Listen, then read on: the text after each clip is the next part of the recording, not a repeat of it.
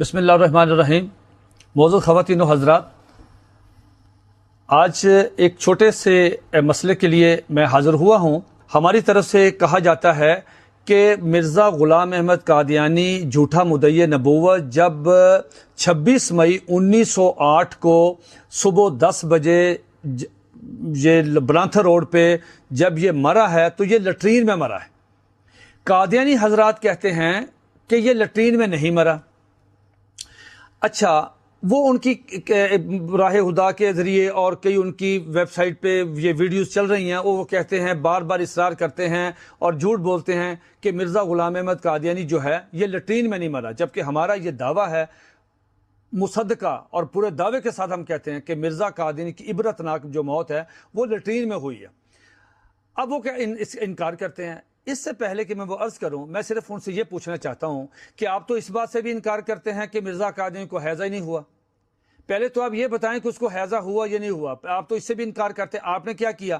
آپ میر نواب ناصر جو اس کا سسر ہے، اس نے کہا کہ میری مرزا قادیانی سے آخری وقت ملاقات ہوئی بستر مرگ پہ جب مرزا قادیانی تھا، تو اس نے مجھے کہا کہ یہ مجھے وبائی حیضہ ہو گیا۔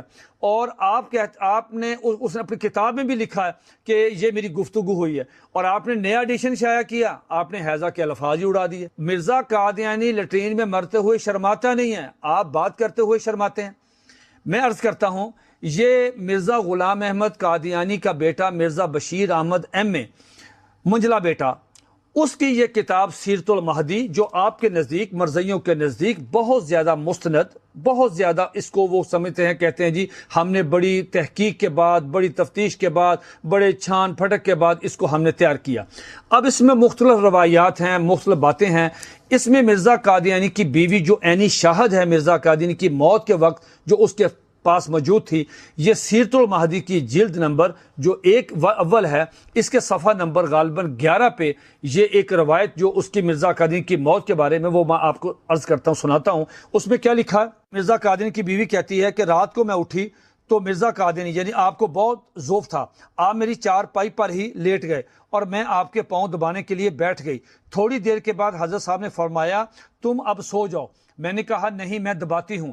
اتنے میں آپ کو ایک اور دست آیا، اس سے پہلے مرزا قادیانی کو کافی دست آ چکے تھے۔ یہ لمبی روایت ہے، یہ صفحہ نمبر 9 سے شروع ہوتی ہے، تو یہ میں پورا صفحہ سے بالکل آگے جا کے بیان کر رہا ہوں۔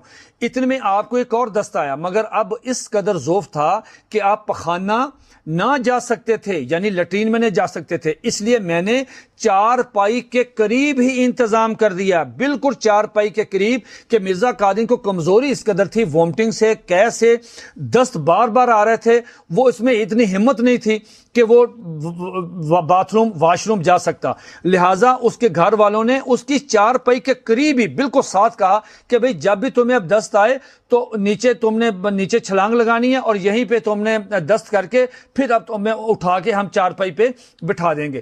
اب کیا ہوا؟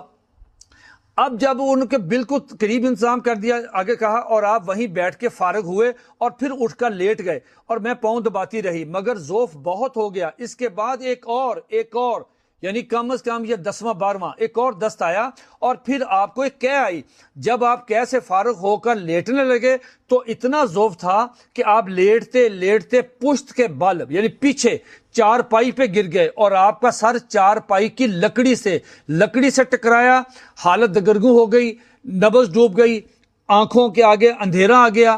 ظاہر ہے ذوف بہت زیادہ تھا، کمزوری تھی، چارپائی کو سر لگا، پیچھے گرے، اور پیچھے جو تھی جگہ بنائی تھی سارے وہ دست، وہاں پیچے، ٹوائلٹ، سارا گند بلا وہاں تھا، تو یہ پیچھے مرزا قادیانی گرا، تو وہاں جب گرا تو اس کی موت واقع ہو گئی۔ اب ہم اس کو لٹرین کہتے ہیں، آپ نے وہ دوسری لٹرین تو فارغ کر دی، وہاں تو وہ جا ہی نہیں سکتا تھا، لہٰذا ہم جو کہتے ہیں کہ مرزا قادیانی لٹرین میں مرا ہے، یہ آپ کی اپنی بتائی ہوئی روایت ہے کہ اس کی چارپائی کے قریب آپ نے بالکل ساتھ متصل آپ نے جگہ بنائی، وہیں پہ وہ دست کرتا تھا، وہیں وہ پچھلے کمر کے بل گرا اور وہیں پہ اس کی موت ہو گئی۔ اور اس میں کوئی شرمانے والی آپ کو بات بھی نہیں ہے، خود آپ کی اپنی کتابیں، اپنی تحریریں، جس میں ثابت ہوتا ہے کہ مرزا قادیانی جو ہے یہ لٹرین میں مرا ہے اور اس پورا جسم اس کا لت پت اس میں ٹوائلٹ میں ہوا ہے۔ اور یہ ہماری گزارش ہے، وما علینا الا البلاغ۔